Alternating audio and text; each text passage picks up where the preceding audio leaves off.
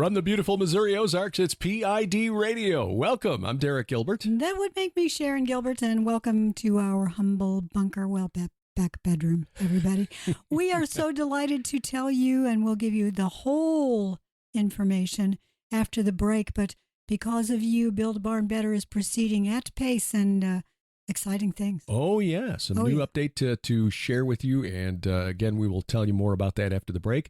Also, while you get a spare moment, download our app. Download the app. Yes, indeed. It is free. Gets you all of our content and guarantees we will not be canceled. We won't be canceled from our own app. You'll find the links to the app stores for iOS, Android, Amazon, Kindle Fire, phones, and tablets at two places, pidradio.com/app or gilberthouse.org/app. Either way, gets you that the link that is right for your device. Also, a link to our Roku app and our Apple TV app. Oh, yeah, the app is amazing. Not just the big screen app, but the small screen app. Because on the small screen, you can participate in conversations. Yeah, when you look at the main page there in the app, there's a little, like two little talk bubbles up in the top right-hand corner, and you can use that to join in. It's almost like a self-contained social media site, and you'll find like-minded believers discussing the things we discuss in our various programs, but also bringing in topics from outside that you find of interest, and most importantly, prayer requests. Yes, and if you allow notifications from the app, you will see those requests coming in. Mm-hmm. So that's the way I do it. That way I can see them come in, pray for them, comment on them if I feel inclined. Many of you are doing that, and we just are so grateful to the Lord that you find this sort of bubble talk room, mm-hmm. prayer room, discussion room, because you can talk whatever you want to in there, and we're glad that you enjoy it. Yeah, and because it's not out on the web, it's not going to be subject to any moderation from the gatekeepers of big tech. There's no wokeism going on in there. That is true, but some very important prayer requests that have come back and forth, and we really find that to be the most important aspect of that. So you'll find the app again at pidradio.com or gilberthouse.org. Both places it's /app, and that will take you to the various app stores. And it really has become the most active app just about on my mobile devices. Mine too. Well, to the news from this week, in fact, this morning, late last night. Yeah. And information came in from Morocco mm-hmm. of what they were calling a 6.8 magnitude earthquake. I'm seeing as high as a 7.2 mm-hmm. this morning. Over 1,000 people are now dead. Yeah, Morocco is not a place where earthquakes are common. No, it's on that northwest side of Africa, mm-hmm. and it's a beautiful area. Marrakesh is the main city that I think everybody is aware of. Is Casablanca set there? In Morocco? Forgive me, I can't think of it as or not. You're probably sitting there going yes or no, but it's a well-known area. The earthquake hit outside of Marrakesh. I think it was northeast of there, I want to say. Mm-hmm. But many, many, many buildings have been destroyed or nearly destroyed. It's going to take a long, long time to recover from this. Yeah, Casablanca is in Morocco. It is the largest city in Morocco. Oh. Marrakesh is, I guess, the second largest. Okay. I'll be honest. All I ever knew about Marrakesh is that it was in a Crosby, Stills and Nash song, the Marrakesh Express. But this is, the most powerful earthquake that's hit that country in 120 years. Oh, my goodness. And it's in the Atlas Mountains, or just mm-hmm. it's in the foothills of the Atlas Mountains. Which is interesting because geologically, the Atlas Mountains are thought to have one time been part of our eastern seaboard. Connected to the Appalachians. Mm-hmm. Mm-hmm. Interesting, isn't it? Yeah, it truly is. So pray for the people in Morocco as they recover, because this is, first of all, it's not a country with a lot of resources. It's difficult enough when something like this happens in a Western nation. When you get a powerful quake, say in California, we've had a couple in our lifetime, the Northridge quake. Not as powerful as this one, I don't think, but still, the cleanup afterwards is just an incredible amount of work. But even more so, well, as we've seen in Turkey with the powerful quake they had back in February. Yeah. It just really, really drains a country's resources and puts a lot of strain on the infrastructure. So pray for the people of Morocco. As of this morning, when we first got up, the death toll was around 700, but now they're saying at least 100 or 1,037, according to Associated Press. So yes, Lord, please, mm-hmm. may this be a chance for many miracles to occur. Yeah, you've been reading an interesting book about the natural disaster that took place in Joplin, Missouri, more than 10 years ago. Yeah, huge tornado went through, wiped out the town, essentially. Mm-hmm. I remember you and I think were living in Illinois at the time, and we were shocked by what we saw on television. Just nothing left. And it was not long after that the second Future Congress was held in Branson, and that was the one where you were not feeling well, and so I came alone. Not. Yeah, exactly. I regret missing that, but I just recently found out about a book, and I have to thank Jeffrey Martis because he referred to this book in his descriptions of angels in his newest work. And forgive me, I can't think of the name of it now. It's Prince of the Power of the Air? Yes, Prince and the Power of the Air. It is a really good book, and you're going to be able to get it as part of a package soon from Skywatch TV Store, so watch for that. But he mentioned this book about how children and adults both were describing angelic interventions during and in the aftermath of that tornado, and some of the kids referred to them as the butterfly people. Mm-hmm. Which really caught my eye. Yeah. So I started looking for books on the butterfly people and found this one. It's available in Kindle. That's how I've been reading it. I've nearly finished it. It's very, very good. Remarkable when you hear one account like that, you think, okay, well, this is a person who was under a lot of stress. Maybe of course they were. Delusional, whatever. But when you hear multiple accounts of the same thing. Multiple accounts. In fact, there were stories of the same situational area, same block. So you'll have a story of one person involved in maybe sitting underneath a car or inside of a car, being injured and being aided by an angelic presence. And then on the other side, the same angelic presence is described by another family that were in the same block. And that's key. Multiple witnesses seeing the same thing. Yes, there's one story of it's describing two. They're described as almost like they could be gigantic football players, around 7 feet tall, black males dressed in clothes that were not wet. Mind you, this was a tornado that brought torrential rain and hail. They were not wet. They looked brand new. They said nothing, not one word, and they helped individuals to exit a basement where they'd been trapped up a long flight. You might think of it as debris. So climbing a hill of debris. When you're injured, sometimes some of them had back injuries, so they were being helped up by humans at the bottom, and it took 4 or 5 men to lift one woman because of her injuries. And the men at the top, one of them just took her like she weighed nothing. Same 2 men were at another location. And again, multiple witnesses seeing. Yes. There's also a wonderful story of a little girl and a dog.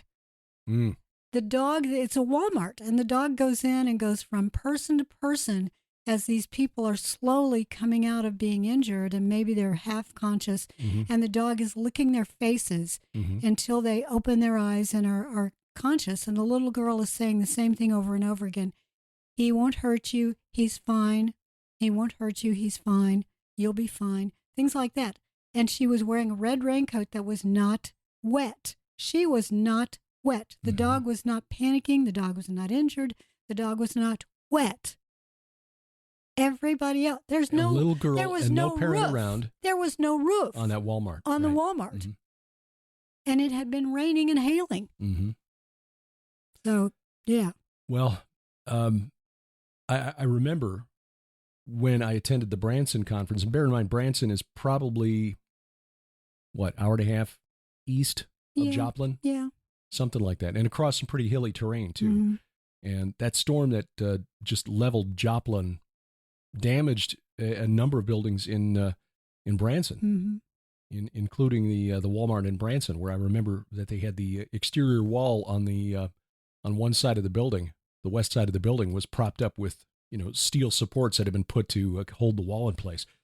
So that storm just devastated a big chunk of southwest Missouri. But Joplin, multiple stories. I'd never heard any of those stories. And then to find out that, yeah, it's pretty common knowledge here in southwest Missouri. Yes, so much so that in Joplin, they have I want to say it's either a big mural or a statue of a butterfly person. Yeah, and if I'm wrong on that, Joplin people, please forgive me because I'm trying to remember exactly what was in the book, but it's some sort of memorial to that angelic presence. And again, these angels, some of them talked, one of them was dressed like, sort of like he was from Texas, wearing brand new jeans and a brand new shirt and a hat and had red hair and very nice young man, totally dry, not wet, brand new clothes, very cheerful. Stayed with the woman until she got help. Yeah. And then in each case, they're just gone. They're just gone. Yeah. Again, common knowledge in southwest Missouri, and we've only been here 8 years. It's not something people talk about all the time, but when you ask folks around the Joplin, Missouri area, yes, you're right. There is a mural on a wall there of a giant butterfly. People will go get their pictures taken in front of it, apparently. But and there is a memorial stone, apparently. So, yeah, that was an EF5 that hit in 2011. That is a strong storm. Yeah. So this earthquake that has hit in Morocco, we pray for everyone in Morocco. It doesn't matter what your religion is. We pray that you are safe, that you have a place to sleep, that you get food and water, that people minister to your medical needs, that you know that the rest of the world cares about you. Most of all, that the creator of all things cares about you. Jesus Christ, the Savior of all mankind, cares about you. And we pray that during this, that may be the one good thing that comes out of it for you. Yeah. That you come to know him personally. Amen. The quake in Turkey, just to compare, was a magnitude 7.8. Yeah, that's a huge difference between a 7.1, Right. 7.2. Or even a 6.8. Because it's not a linear. It's not. It's logarithmic, I think. Right. So, yeah, as of this count, the earthquake that hit Turkey back on February 6th, officially 59,259 people killed in that quake, with another 122,000 injured. So, yeah, that was pretty intense. That is indeed. But, well, shifting gears a little bit, as long as we're bringing the supernatural into this, they're not in the news accounts of this story a supernatural aspect, but there should be. That was the announcement earlier this week, Wednesday, that scientists say they've grown, and it's described in the news account as an entity. Yes. A human embryo-like entity created in the laboratory without sperm, egg, or womb. Well, let me raise my hand. The Lord's saying, get your own dirt, because they're using stem cells. Right. The question is, if it's not being created with egg, sperm, or womb, but just being grown in a petri dish. No soul. Yeah, they're calling it an embryo model. Even releases hormones that triggered a positive pregnancy test. I know, so what? You put stem cells in there to release the hormones. Sorry, you're not fooling me. Nor are you fooling the creator that made all that quote-unquote dirt. He made all matter and all energy. Everything here is because of him. And just because you think you're smart enough to tinker with what he has left here for us to enjoy and realize this is his imprint upon it, whatever you are doing, scientists, if you're doing things like this, you are doing so at the behest of the fallen realm. You are part of the rebel side. Please reconsider. Yeah. According to the story, they allowed this thing to grow until it reached a stage equivalent to a 2-week-old embryo after fertilization. Well, 14 days tends to be when they're required to destroy them. Right. In many countries, that's the legal limit. That's how far they can go before they have to destroy it. Well, that's... Yeah, this is what we never go past that. No. We follow the rules totally. Look, if we've learned nothing from watching all those old Outer Limits episodes, is that real science is done in somebody's basement lab without any kind of government oversight. Exactly, and the script says science phrase here. We reversed the polarity. I love some of it. Look, we've been watching the old Outer Limits, the 1963-64 series. Mm-hmm. Wonderful stories, and they're all morality plays. Right. At the end, you get the narrator saying that this is why mankind should not do these things. Right. The one with David McCallum. Mm-hmm. Yeah. We're going to really speed up human evolution, and suddenly he's got 6 fingers and sharply pointed ears. Yeah. Oh, he looks like an evil alien. Well, I see. Turning into a gray. Yeah. How interesting. Yeah. Well, it's likely that this type of research will continue and will probably be justified on the basis of, well, we need to test. We need this for testing. We need this to find out how we can prevent miscarriages, or we need these to grow replacement organs. Oh, they've been saying that for decades. Right. So watch for more stories like that. And as we often say, if this is in the news now, what's actually being done on the cutting edge of science for organizations like DARPA and IARPA, probably well beyond this. Well, I'm glad you mentioned DARPA because that's the next story on my list. Excellent. Long shot. Oh, the turducken drone. Mm-hmm. I loved that. They actually call it a turducken drone. If you don't know what a turducken is, it's a chicken inside of a duck inside of a turkey. Inside a mystery wrapped in an enigma. Yeah, pretty much. It's like Russian dolls, only with, fowl. Yeah. But these are done with drones. It's the idea that the drone's inside of a plane, the plane releases the drone's got other drones inside of it, and who knows what's inside of those. And it's like attack after attack after attack. Our military is trying to find ways to erase human involvement. In the war. In the war fighting. In the war, yeah. yes. So they can say, well, we have no boots on the ground. Well, there's that. And also, no risk to humans. That's my point. Yeah. That's what they're going to say. No boots on the ground, therefore no human beings are being risked. Your sons and daughters are safe. Mm-hmm. Of course, many of them are actually operating some of those drones remotely. Mm-hmm. Of course, that requires a connection, which gets us to another connected story. The idea that Elon Musk turned off his Starlink satellites so Ukraine could not launch into Russia. Yeah, and, that begs the question, because Musk is getting some real interesting pushback from the Biden administration. On the one hand, SpaceX is now launching more cargo into space than any national space agency under contract to the United States government. Yes. And under U.S. government regulations, because there are military applications for some of that cargo, not allowed to share those secrets with anyone who's not a U.S. citizen or might have foreign actors, foreign influence. On the other side of the coin, the Biden Justice Department is suing SpaceX for not hiring illegal migrants, for basically saying, look, if you're not an American citizen, we can't hire you. So on the one hand, if they tried hiring a foreign national, they could be in violation of U.S. espionage laws or foreign agent registration laws or whatever. But on the other, they're saying you got to open the jobs to illegal migrants. A lot of physicists are trying to come through our southern border. Have you noticed that? You can tell just by looking at them that they're physicists. They're wearing glasses and a little pocket protector. Astronomers, engineers. Absolutely. Yeah, oh, my goodness. Yeah, we talked about that previously, but I've talked about it on 5 and 10 about the just absolute insanity of our border policy. The UK is going through the same thing with people crossing the English Channel here in the U.S.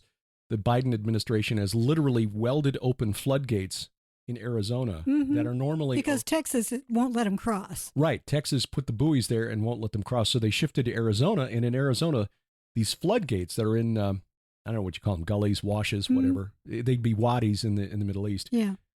Stream beds that are dry most of the season, but during the rainy season, they open those up so that debris washing through the gully doesn't slam up against the border fence and knock the fence down. Also because there's an endangered species of antelope that migrates back and forth across the border. But are they physicist antelopes? I don't know. Do they have glasses and pocket protectors? I don't know. They're so stealthy. Oh, they really are. So anyway, the Border Patrol there when the rains didn't come, they wanted to close the gates because the rains were late this year, a couple of months late. And on the orders of Fish and Wildlife and the national headquarters of Customs and Border Protection, they literally welded the gates open so they can't be closed. And of course, the drug cartels, which now controls the U.S.-Mexican border, they're not stupid. They spotted it. Hey, look, they welded the gates open. So they're literally driving busloads of people, buses of people up to the gates. People just walk through and turn themselves into anyway. So well, that gets into a whole lot of politics that just are there. Here's the thing.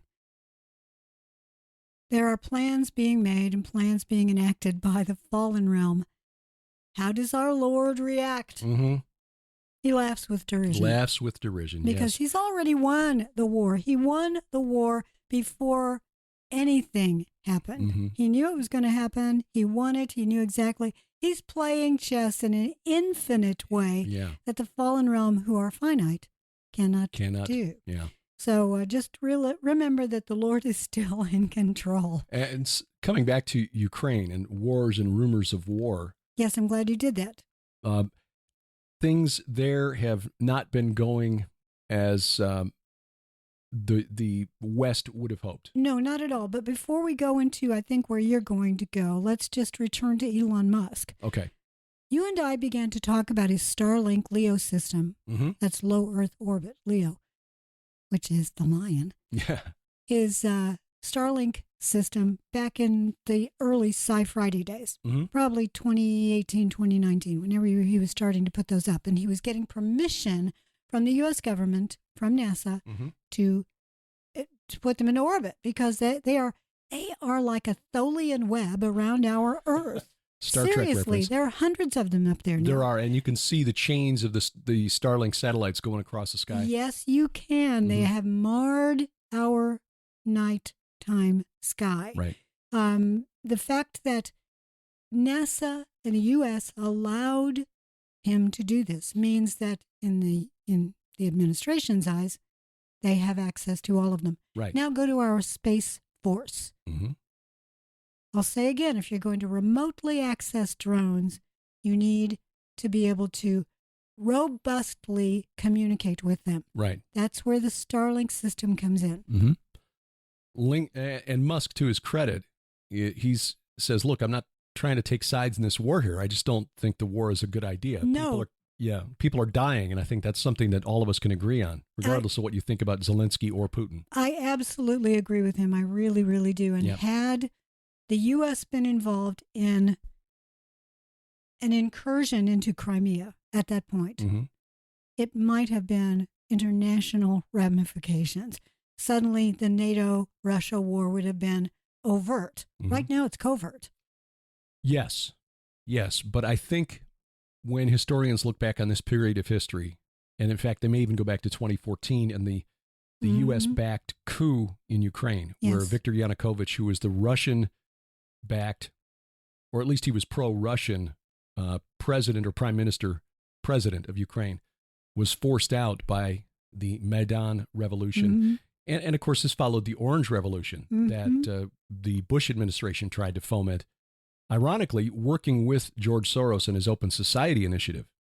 They're all part of the deep state. Yes. Yeah, Bush, he's a conservative. Soros is a progressive. No, they're both working for the deep state. Well, Russia has been trying to take over the territories it lost during the breakup of the USSR. He's slowly putting the band back together. He believes that he's got Russian majority in those areas. And Crimea and the Donbass, they should be Russian. Yeah. So you've got the conflict there that continues to simmer. The Ukrainians have not taken back the territory that they thought and that was hoped. And the corporate media here in the U.S. is beginning to admit that. There have been stories come out in the New York Times and Washington Post, which are sort of like the official places that the government leaks things. When the intelligence community wants something out there, it goes to the Washington Post. And they published a story a couple of weeks ago that intelligence analysts inside the U.S. and the U.K. have now concluded that Ukraine is not going to reach its objective. There was a town called Melitopol, Mm-hmm. which is a key crossroads in the Donbass that if Ukraine had been able to take it, would have cut the land bridge that Russia created between Russia through the Donbass to Crimea.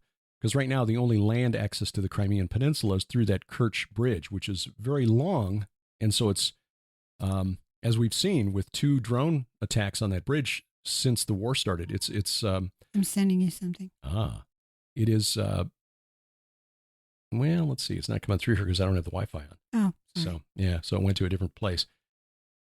The bridge is a weak spot, and it is vulnerable to attacks like that. So that's why the Russians wanted to grab that eastern and southern portion of Ukraine. So what then is going on? My point in all this is I was rambling, trying to remember where I was going with this. Here's where I need my keyboard so I can vamp.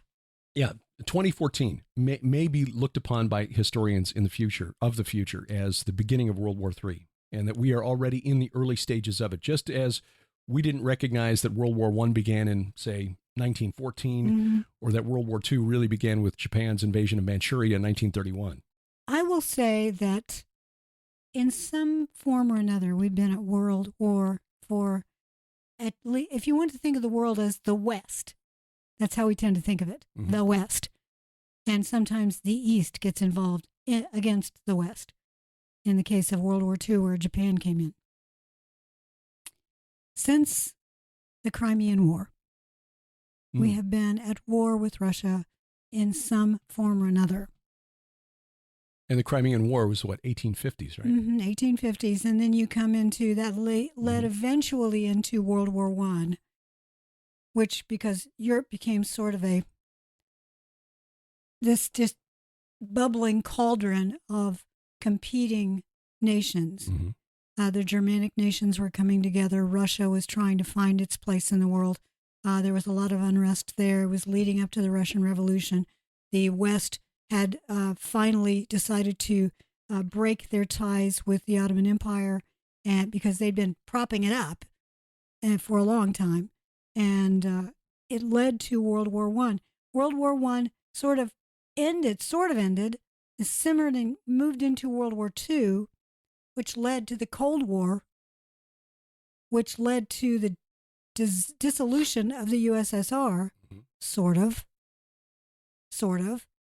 And now we're where we are. In 2008, Russia was going into South Ossetia and other areas, taking over that, again, putting the band back together. Right. And those are also majority Russian enclaves inside other nations. Wars and rumors of wars. Tribe against tribe, ethnos against ethnos. These things have been bubbling for 150 years.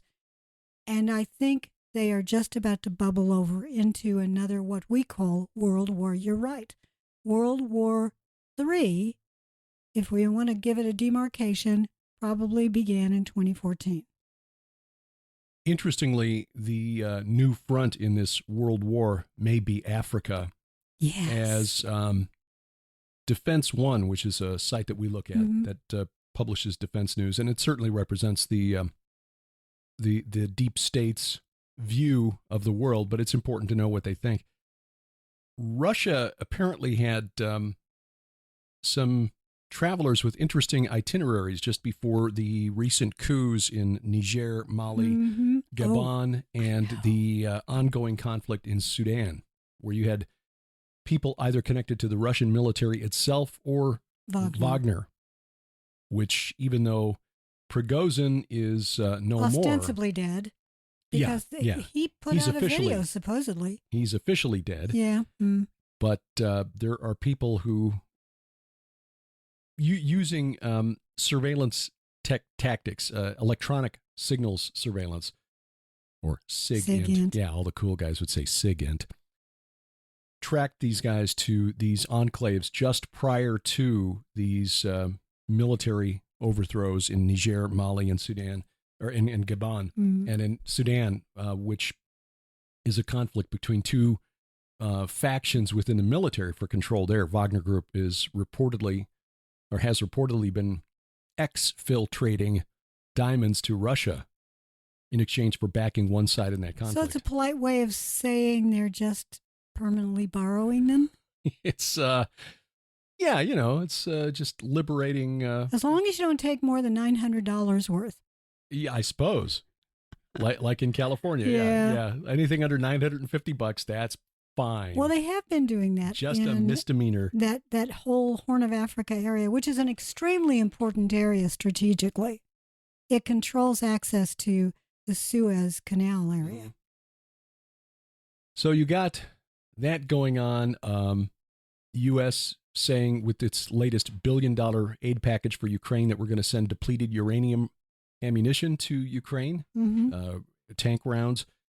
Putin says if they deploy depleted uranium to Ukraine, we will do likewise, but responsibility for any health issues that result from the use of depleted uranium will be on the United States. So anyway, this seems to be just edging closer and closer. There was also news over the past week that an item in the U.S.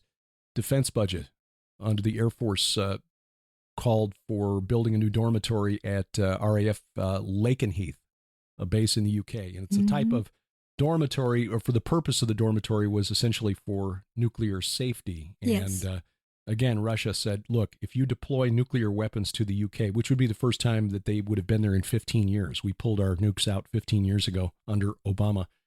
Is that right? 15 years ago, 2000. It would have been right at the end of the Bush administration. Yeah, they said they would take countermeasures, whatever that means.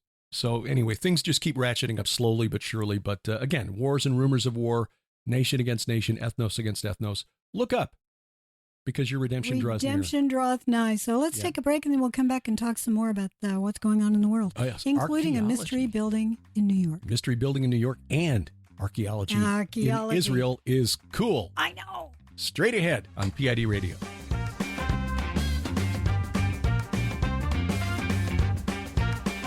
Everyone learns differently, and that's why we write fiction. It is.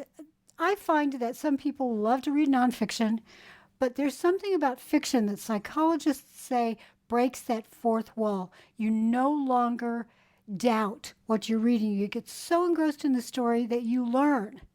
You can learn propaganda, or you can learn God's truth. Absolutely. So, yes, we write nonfiction books, but we are also using the gift of storytelling to try to teach spiritual warfare and spiritual truths. And during the months of August and September, we're offering all 10 of our novels at 20% off. All 10 at 20% off? That's crazy. That's right. That is really, really a good deal. And now's the time if you want to buy gifts for birthdays or Christmas or whatever gift-giving season it is. It could even be Mother's Day next year. This is the time to save 20% on all of our fiction. And Derek's fiction is really, really good if you've never read it. And Sharon's Red Wing Saga, 8 novels so far. She's hard at work on number 9.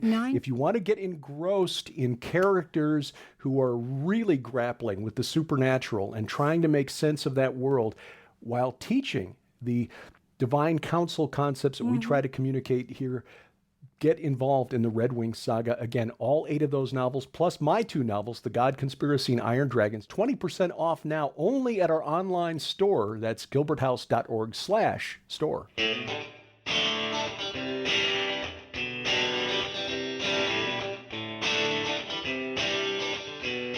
Welcome back to PID Radio. I'm Derek Gilbert. I am Sharon Gilbert, and we are delighted that you choose to spend a little bit of time with us on Saturdays or whenever you're listening to this.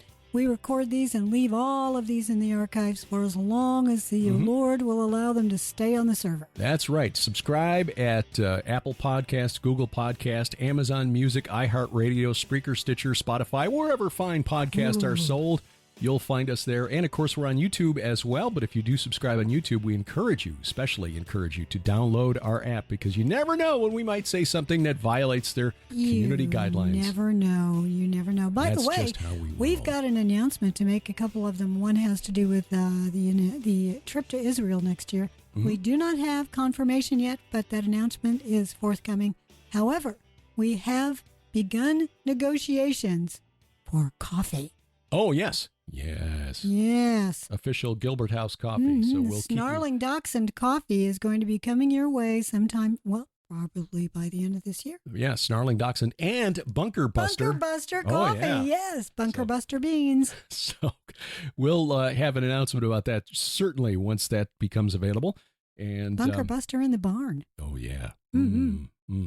Ooh, could call one called Barn Raisin. Barn Raisin with raisin flavor in it. But no pumpkin spice. That's right out. I'm sorry. I know a lot of you like pumpkin spice. Some of my really closest friends love pumpkin spice coffee. I just can't, no. Love pumpkin pie, but leave pumpkin in the pie where it belongs. Yeah, see, I like pumpkin pie-ish. My favorite pies are actually apple, cherry, things like that. Well, yeah. But pumpkin, if you're going to have pumpkin, in the pie. Yeah, please, in the pie. Pumpkin bread is good. Yes. Yeah. Speaking of the barn, we now have fans. We have fans. I know. Our fan club is now installed in the barn. There are 3 of them. Yes, Dave and Barb, Christ-Powered Construction of Aurora, Missouri. They came out and they worked real late yesterday. They did. Because they're also doing work for Tom Horn now. Mm-hmm. Tom has recognized the quality of their work, and so he's putting them to Tom work. is stealthily taking over. Yes. All of the qualified construction people in Southwest Missouri. I can't blame him. Everybody around here is really busy. Amen. But God bless Dave and Barb. They worked real hard last night. And it was really, that middle fan. We've got 3 fans in there. It's a 1,200 square foot space. So we wanted some air movement in there to maximize the efficiency of the HVAC system, which is going in this coming week. Yeah. Yes. And they got the first fan and the last fan programmed to the remote. The middle fan had worked, and then suddenly it just was not responding to anything. So finally, around 8 o'clock last night, Dave got up on the ladder again and just double-checked the connections. And whatever it was, because he's a very careful electrician. He is. It's not likely that something came loose, but for whatever reason, the receiver in there just was not receiving a signal, and he got it fixed. So now all 3 are working on the same remote, moving quite a bit of air, these 52-inch fans, and we thank you for making it possible, because this work is not the kind of thing that I am qualified to do. I installed one light fixture once in my life, and had to have my friend Dave Schuler come back and fix it because I didn't do it right. But I'll tell you what, we learned this past week is they were taking some of the stuff that they pulled out of the barn during the construction process, and they pulled the old electrical panel out and replaced the electrical panel, the new breaker panel. And he found when he pulled out the panel that the old box had scorch marks in it. It had been arcing inside the box. We could have lost the entire barn. Yes, and maybe worse. The Lord protected us even though we didn't know that we needed protecting. And this is one of the big lessons that I'm taking away from this. I tend to be someone who can see connections. So when I'm looking at a situation, I can see X, if you do this, this will happen, and then this will happen.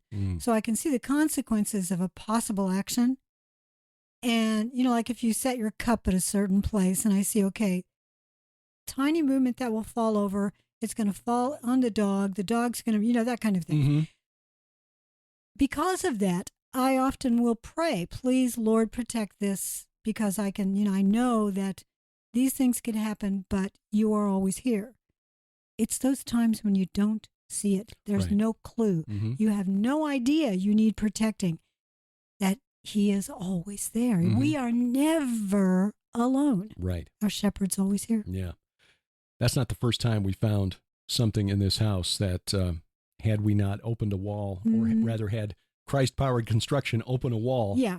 When they were putting in the aluminum vent for the dryer to replace the plastic slinky type tube that was connecting the dryer vent to the outside, and found that it had pulled away from the vent connection on the outside, was blowing all the lint in between the walls right up against the back of the fireplace. Yeah, the fireplace is a corner fireplace, so all in that corner area was open. Mm-hmm. So it was just lined with scorched lint. So twice now we have been protected that we know of. There may be others that we don't even know about. There are probably lots of others. If you've been listening to this for a long time, you've heard us talk about the roof walker back in the days. There are a lot of things that the Lord takes care of. I was just doing some research the other day, by the way, for a discussion that I had. I this past week I had the opportunity to talk a couple of times on various topics. I was a guest on the Zach Drew show with Zach Drew and Josh Peck, and talked. That was a great show. Well, the topic is great, and I find it fascinating. We talked about the Essenes and their influence on New Testament theology, but I addressed the Hear the Watchman Zoom Fellowship, Mike Kerr and Jeannie Moore, twice a week, in addition to hosting the Hear the Watchman conferences. And by the way, they've got a conference coming up next March, and I'll need to put up their graphic because I'm going to put together a video presentation for that because we'll be in Israel when the conference is on. Yes. Because it's going to be during the next great American eclipse, Mm-hmm. and it's in Dallas, which will be one of the places to view the eclipse. Right, because in the past when Mike has said, these are the dates I have, and we've said, no, we were going to, he's always changed the date. Right. To accommodate his speakers, and we appreciate that. But yeah, he can't change the eclipse date. He prayed for the Lord to move the date of the eclipse. Still. Yeah, but God said, no, sorry, you're just going to have to do without the Gilberts. But anyway, I addressed their Zoom fellowship, which they host twice a week on Tuesdays and Thursdays. And it's always a good gathering because he brings in speakers like L.A. Marzulli or Jamie Walden or Michael Boldea, Coach Dave, lots of people. Mm-hmm. And I will go on there and do that every couple of months. And I talked about, the subject of my talk was 3 things you didn't know about Satan, or 3 things you don't know about Satan. And in the process of researching that, I found that not only did Jews of the Second Temple period believe that there was more than one Satan, because in Hebrew the word just means adversary or accuser, there are prayers that ask the Lord for protection against all Satans. Mm. In fact, it's mentioned twice in the book of Enoch. There are 2 references in the book of First Enoch that make reference to the Satans, plural. But in the context of one of these exorcistic prayers, this was found in a bowl, a Jewish exorcistic prayer found in a bowl dated to the last couple of centuries before the birth of Christ. It also asked for protection against roof howlers. That's interesting. So I know that was a long way around to get back to the roof walker here, We're but I taking thought the long way. Mm. Yeah, the long way around. But roof howlers was something that was prayed against by Jews in the time of Jesus and the apostles. Well, here's an interesting bit of information that connects to that we found out about when we were in Jeffersonville, Indiana, with David Heavener. Oh, yes. He was talking about the gargoyle that would leap from roof to roof in Louisville. Right. What was that called? The Louisville Howler or the Louisville... Gosh, what is it called? You're probably sitting there shouting at us right now. Yeah. Especially if you live in the Jeffersonville, Louisville area. Yeah, we'll find it out, and if nothing else, you can put it in the show notes. But yeah, a gargoyle. The demon leaper. The demon leaper, that's it. But it's described like it's a gargoyle kind of conformation to it. It's a spirit of some kind. Mm-hmm. These are demonic entities that are foot soldiers, and they're used like dogs or something to go out and torment human beings. Makes you wonder, because in some texts, and not these are extra biblical, so we can't, we can only use them for context, yeah, clues perhaps for further research, that perhaps the sons of God who rebelled against Jesus, or rebelled against God, well, that would be Jesus as well. Okay. Genesis chapter 6, that they sinned against the animals as well. Mm-hmm. So would these hybrid animals also have demonic spirits that were, theriomorphic? Yes, I think so. I do, because we get a lot of references to entities of the spirit realm that are hybrid entities that are part humanoid, part terrestrial animal. Mm-hmm. But some of the entities in the heavens are described in ways that are theriomorphic. The cherubim are a combination of various forms that we recognize, at least bull, lion, eagle. Yeah. Exactly. Huh. So my question would be, if they sinned against the animals, then is it possible that the spirits of those hybrid creatures after the flood maybe weren't quite as bright as the spirits of the hybrids with humans? Right. So you've got a hierarchy within the demonic realm. Mm-hmm. Some are more powerful and brighter, more intelligent than others. Mm-hmm. So maybe the roof leapers or the demon leaper or whatever isn't quite as sharp as some Roof of the others. haulers, Yeah. roof walkers. Yeah. Yeah. I write them way in that way in the Red Wing saga. There are some demons that are assisting some of the fallen angels, and some just aren't quite as bright as the others. Globnik. Yeah, Globnik and Shishak. But yes, I think there are a lot of there are shades of gray within the fallen and the unseen realm that we just cannot appreciate, and the Lord is always here to protect us. That's what I take away from many of the Psalms. I love the Psalms. Psalm 91, Psalm 23, where we see the shepherd leading us, always there with his weapons. He's got them, rod and staff. They are weapons, but they are also symbols of kingship. Right.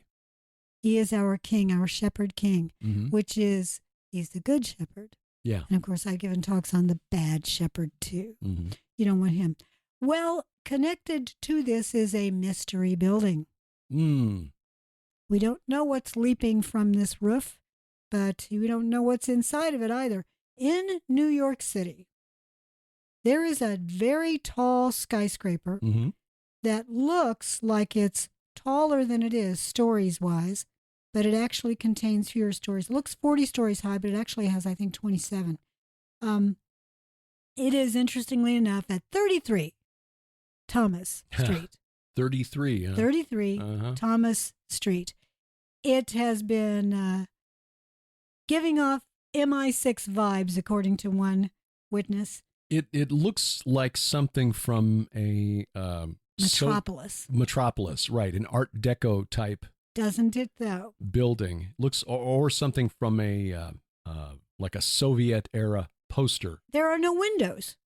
There are no windows in this building. Oh, sorry, 29 floors. Yeah. But it's about 400 feet tall. It is called the Long Lines Building, designed and built between 1969 and 1974. You know, this is really weird because it was built for AT&T. Yes. For telephone switching Ostensibly. equipment. Yeah. Okay, the reason that it's the height of a 40-story tower but only has 29 floors because all the switching equipment needed extra tall ceilings. Right. So each floor is farther apart than it would be normally. Right. It's not that they're extra tall lizard people walking in there, which is what some people seem to think. I'm laughing because I doubt that's the theory. That's the truth. However, what is going on inside this building? The Intercept did an investigation into it, and we can link to that report if you want to see it. But it appears like there's a high probability that there is some sort of surveillance taking place inside this building because our own country is running something called Titan Point. Titan Point. Okay. With an E on the end. Titan Point. And you know, it's got those odd T-shaped pillars on the outside. Yes, it does. Those doesn't kind of reminiscent of the T-shaped pillars at Göbekli Tepe. Little bit, yes, they are. We need to send this to Judd Burton and to Aaron Judkins, yeah. Aaron Judkins, the Judds. Titan Point. Titan Point. The investigation by the Intercept, which was done back in 2016. Somehow that escaped our attention. It escaped mine until just recently. It includes documents leaked by Edward Snowden, providing compelling evidence, according to the article, that the NSA has been using this as a surveillance site codenamed Titan Point. Oh, I'm going to have to work this into Yes, I knew you the would. God game. I knew you would. The reason I said God this Game, is by the way, is the follow-up to The God Conspiracy, for those of you who've read the book. Yeah. The reason I think this is interesting is because this, like the building in St. Louis that I'm already using, the vacant high-rise on Chestnut. The one with the ziggurat on top? No. It's about 2 blocks from the one with the ziggurat. Okay. The one with the ziggurat on top is the Public Courts building that was built in the late 1920s. That's right. And it lines up perfectly when you look from the east through the St. Louis Arch. You see this building with a ziggurat on top and then 2 sphinxes, which are probably what the Cherubim look very much like the Cherubim. They do. Yeah, so it almost is like, okay, a ziggurat that sort of looks like the Ark of the Covenant. on a building in St. Louis. But 2 blocks from there is that building at 909 Chestnut. Is that right? 909 Chestnut? That sounds right. And that, too, was a building that was built, 909 Chestnut, or called the Beacon on Chestnut. Formerly one SBC Center, one Bell Center, and one AT&T Center. It, too, was built for AT&T. It is now vacant. It's been vacant for some years. It recently went to foreclosure. Vacant? Yeah, in air quotes. In the God game, of course, it is the headquarters of a new company that is headed up by one of the characters. But, yeah, it is... It too is a very, very odd building, being right across the street from that strange sculpture park. Yes, very strange. Along the Market Street, the parks that line Market Street between Market and Chestnut. Are there any T-shaped pillars in there? There is one that looks like a doorway. Looks like a portal with an egg on top that is cracking open, like from the really Alien creepy. movies. Yeah, that is really, and really it creepy. is called the Door of Return. Is the title of that statue. Oh, my goodness. And it faces 909 Chestnut. So, it's very, very kind of creepy. Does it mean anything? No. Well, not necessarily. Let me put it that way. But Fallen Realm love to put things in stone. They love to leave their imprints. And the question is, are they actually building machine? Well, in my novel, yeah. Sure. Well, exactly. I mean, Absolutely. If you think as of buildings and stone structures like a Stonehenge and Göbekli Tepe, that these have meaning. They form portal engines into the other world. Yeah. There are a couple of other very interesting pieces of statuary there. I visited with Nicole when I was there for the Cardinals-Yankees game back in July. Well, I bet she loved that. Yeah, because one looks like, it's called Scarecrow, but it looks like the Hat Man. Ooh, no. Hat Man shows up in the Red Wing Saga. Hat Man's a real thing. Kids see Hat Man. Yes. I've seen Hat Man. Yeah. My one clearly remembered episode of Night Terrors. Yeah. I was actually 22, so I wasn't a kid. But and I don't remember the hat being a top hat. I just remember a hat. It was probably more of a fedora, but anyway. And it was just the shadow on the wall outside. I didn't see the character, the Shadow Man directly, but Shadow Man or Hat Man. This Scarecrow statue in St. Louis looks very much like that. And then there's the other one called what was the one? The one that's like the giant head that's lying on its side. Oh, I can't remember. Eros? Yes, I think it is called Eros. Yeah. Yes, I think so. EROS. Right, EROS. So you've got this giant Titanic, Titan-esque head lying on its side at the entrance to this park. It's very, very strange. Well, with regard to this strange building, which is all part of that, and I think if you look at... back to 33 Thomas Street. Yes, back to 33 Thomas Street. But I was just saying many, many cities across the world have strange buildings, and that's why I think that they're there for a purpose. It's sort of our version of building Stonehenge or Göbekli Tepe. It was Edward Snowden, who, however it was he got access to these. I still think that whole story is much deeper than we're being told. Turf war inside the intelligence community. Yes, I think CIA so too. versus NSA. Yeah. Some of the information he revealed links Titan Point, which is some sort of intelligence operation, to a partner called Lithium. The code name is Lithium, Lithium is the NSA's code for AT&T. Oh. Mm-hmm. In other words, they're spying on you. Yeah. Well, interestingly, I remember back in 2010, we spoke at that conference in Chicago that Russ Dizdar put together.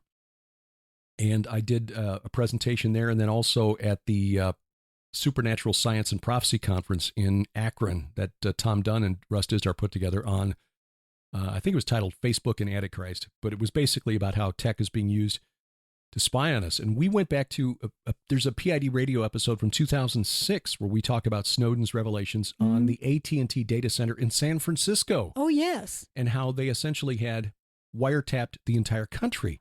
And a privacy group, I think it's the Electronic Frontiers Foundation, but I could be wrong.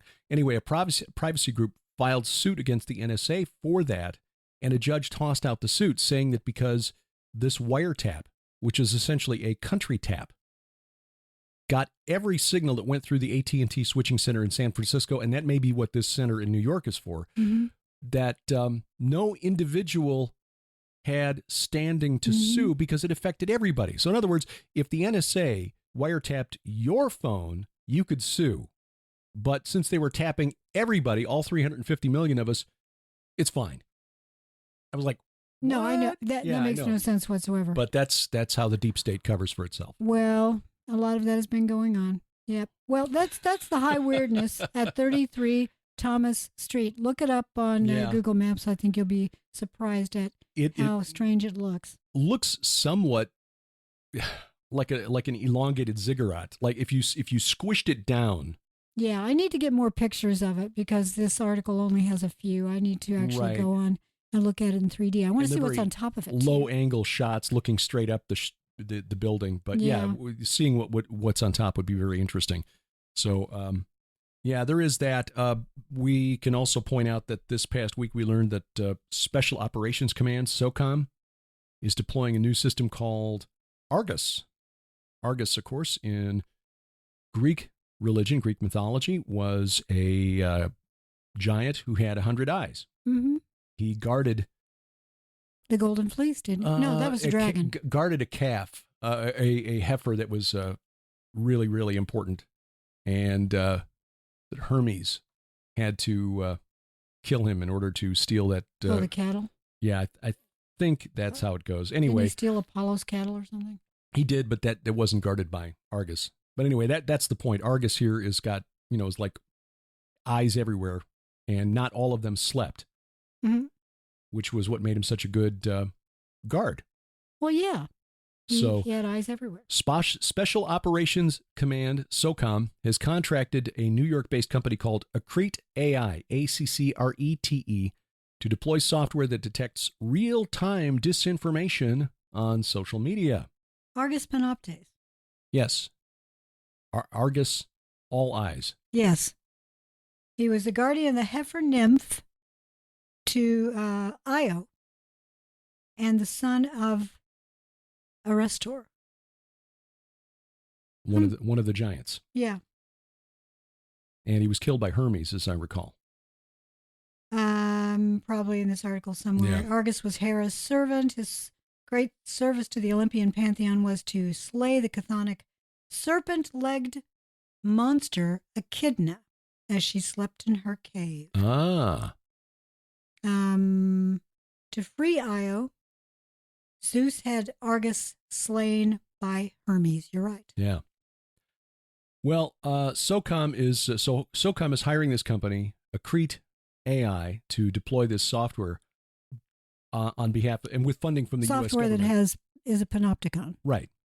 Looking for disinformation on social media and flagging it for attention. Mm-hmm. But the company then announced it will launch an enterprise version of Argus Social for disinformation detection later this year.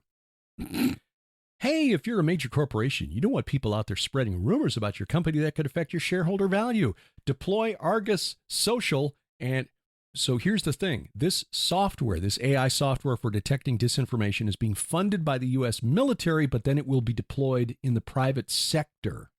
Yeah. Well, I had my hand up because ChatGPT is now a reform of it is now being used by quite a number of online news sources to write articles or to translate articles. And apparently, who is it that is now using it almost entirely? There are sports reporting networks that have been using AI to do this for some time now, or algorithms anyway, where they say, okay, to summarize this story of Team A versus Team B, look for the top performing players on each team.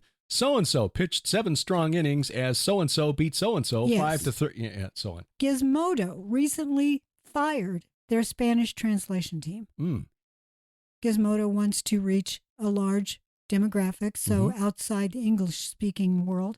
So they had a Spanish translation team and maybe others, I didn't know. But they fired them and they're now using an algorithm, a ChatGPT sort of a program to translate them. However, the bot's translations appear to be free of any human editing process because they are plagued with basic formatting errors, punctuation chaos, and even the occasional bit of HTML gore. That's how it's described in the article. This is indicative of what's going on. I think there are to save money. Real people, humans are losing their jobs and being replaced by these chatbots or AI ChatGPT sort of programs that will write the article, translate the article, and they are full of errors. The other problem that I read in a related article has to do with the fact that they are biased to the left. Because they are just simply repeating what they can find on Wikipedia and other sources, which are biased to the left. Yeah, there have been a number of stories out, and oddly enough, one of these is coming from Gizmodo, talking about how AI-generated content is essentially taking over the web, and that is junk. AI generative model, this is from theweek.com. AI generative models are driving a surge in content on fake news sites. The internet, already full of spam and misinformation, but recently, generative artificial intelligence models have made it much easier and cheaper to churn out lower quality content. So my question is, who's going to go after these algorithms? Other algorithms. Yeah. I mean, if the whole point is to get rid of misinformation and disinformation, if it's the algorithm that's spreading it. Avogadro Corp. Yes. Yeah. So who gets chastised? AI war. Cancel ChatGPT. Yeah. Well, we'll see. Yeah, it's not going to happen. But it is interesting that, the Department of Defense is funding the rollout and development of this Argus AI because they can't deploy it because of posse comitatus laws. Right. They can't deploy it themselves, but they can fund it, create it, and then now that it's already created, the company that created it can take it and roll it out to big tech, which is in the service of the deep state. So they're bending that rule to the point where it almost breaks, but not quite. We'll fund the development, and then you roll it out in the private sector. Well, here's a thought. I like think. 33 Thomas Street. Avogadro Corp. Just lurking inside. If you watched, what was the great show that we used to watch with Michael? He played, he always had a bird name. Michael Emerson. Yeah, Michael Harold Emerson. Finch. Harold Finch. And he had created something he called The Machine. I would say The Machine may have lived at 33 Thomas Street. Person of Interest.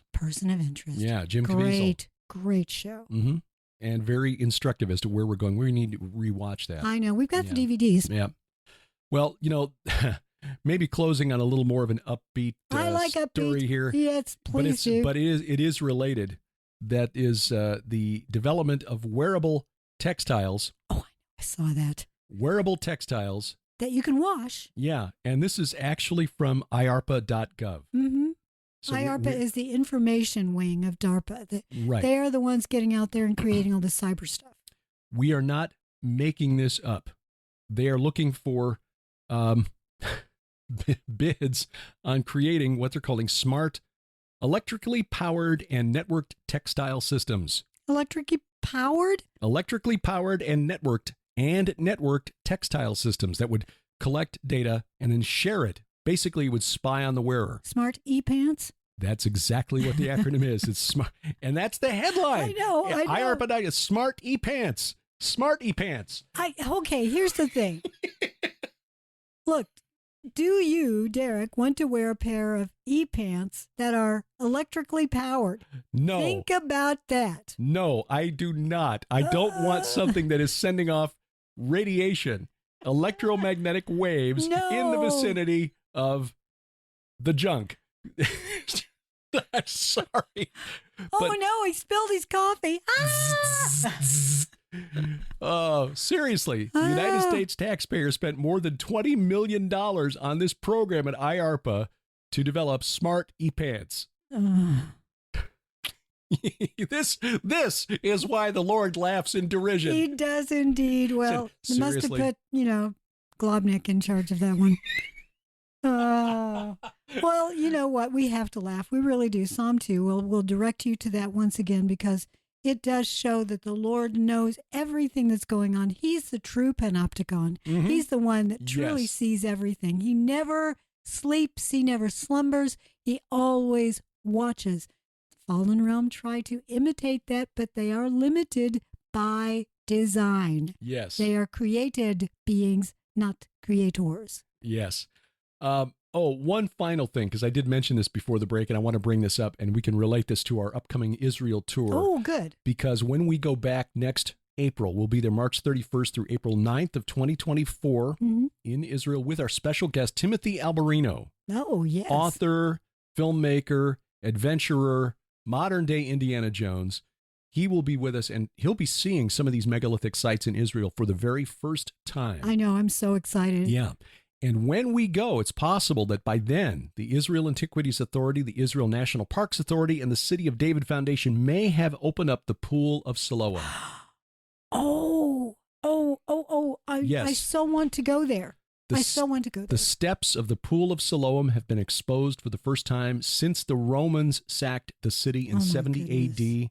Archaeologists have made some very exciting progress here just in the last few weeks. They've unearthed 8 steps descending into the pool. And it appears that they are getting ready to open this up to tourists for the first time. It is absolutely astonishing. Well, astonishing in Israel is almost every day. Every day you get to see something over there with us that will astonish you. Many people go back again. We've got at least one tourist, if you want to call her that, one of our friends who is going back for the 3rd time. Oh, God bless her. Yes, I know. We've had others that have gone twice. One of the sites that we have visited and hope to visit again is Joshua's altar. It is an incredible experience to stand there in that place where Joshua made that commitment that his house would serve the Lord. We get to say that together in that very spot, and we need to pray that that spot remains available to us and that it is not damaged, because the Palestinians are trying to build a road up there. They have no plans that are really genuine plans. They simply want to destroy it. Yeah. Last Sunday, an archaeologist who's responsible for protecting sites in Judea and Samaria, which the world calls the West Bank, found a road grader, piece of heavy equipment that was beginning to grade a road. Apparently, the Palestinian Authority wants to build 32 housing units. 32? 32. On the site of the ruins of Joshua's altar. Yes. And they're already disassembling the foot-shaped structure around at the wall. Right. They tried doing that a couple years ago to build a road, and Aaron Lipkin and a team of volunteers went and rebuilt it, reconstructed it, repaired what had been damaged. Now, this area is in Area B, which is under the control of the Palestinians. The security is shared between the PA and the Israeli Defense Force. So the IDF has gone in again. They went in and they confiscated that road grader and stopped the work. But Aaron Lipkin, and we'll put a link to this in the show notes, has set up a petition online to ask the Netanyahu administration to establish a permanent presence there to protect that site. It's really frustrating because for devout Muslims who are commanded in their scriptures, the Quran, to respect people of the book, you would think that Joshua, as the acolyte, the successor to Moses, that they would respect his site and the place that the Israelites, they see themselves as successors to that tradition. Yes. But this is a political thing. It's very political. They do not even respect their own sites. No. There are young Arab thugs, Palestinians, who are going into the places on the Temple Mount. The Al-Aqsa Mosque. Exactly. And they are desecrating them. They wear shoes in there. They are taking weapons of war in there, not just stones, but also Molotov cocktails, things like that. It is spiritual warfare that is starting to heat up. Yeah. If you want to go to Israel with us, you will be safe. Aaron makes sure that every step we take is guarded, and permission is given to those Mhm. areas like Joshua's altar that the military go with us. So just understand that you are always, Yeah. always, always shepherded in Israel. There was a really good story last week. Benjamin Netanyahu took part in a Zoom call with dozens and dozens of Christian leaders. This was assembled by Mike Evans, Mhm. who is the head of the Friends of Zion organization and the Friends of Zion Museum in Jerusalem.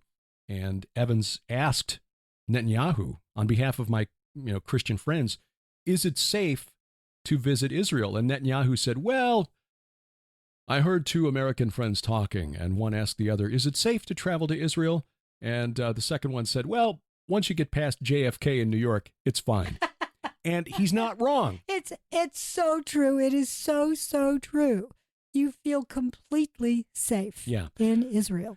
And in Jordan. Mm-hmm. In Jordan, we too. spent a night in Amman, the capital city of Jordan, which in the time of Jesus was part of the Decapolis, one of the 10 cities of the Gentiles east of the Jordan River. And it was known as Philadelphia back then. A group from our tour went out because they're young, they didn't need to early bed after walking all day like we did. They went out and experienced the nightlife in Amman. Because our tour guide had said, it's very safe, it's clean, the cafes are wonderful, the shopping is great. And so they went out and they had a wonderful time, came back in well after midnight.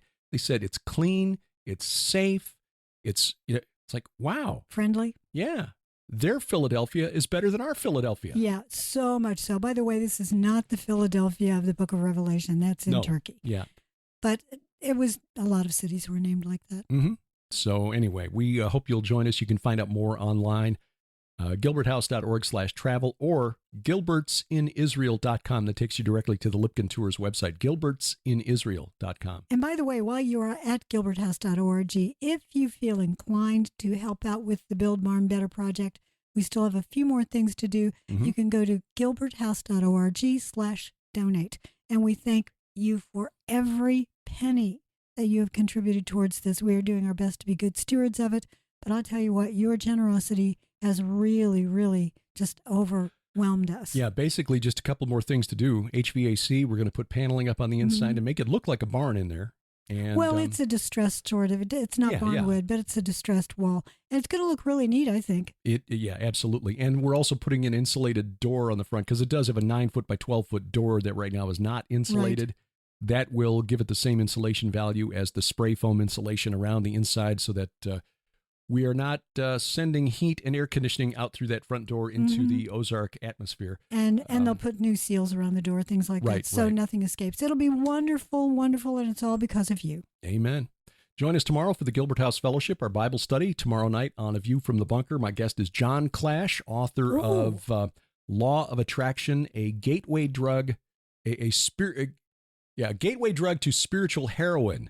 The Law of Attraction. Well, I'm really glad. There was a story that I shared on Twitter just a few days ago about the rise of this idea, not just in the secular world, but in the Christian world, in genuine Christian churches.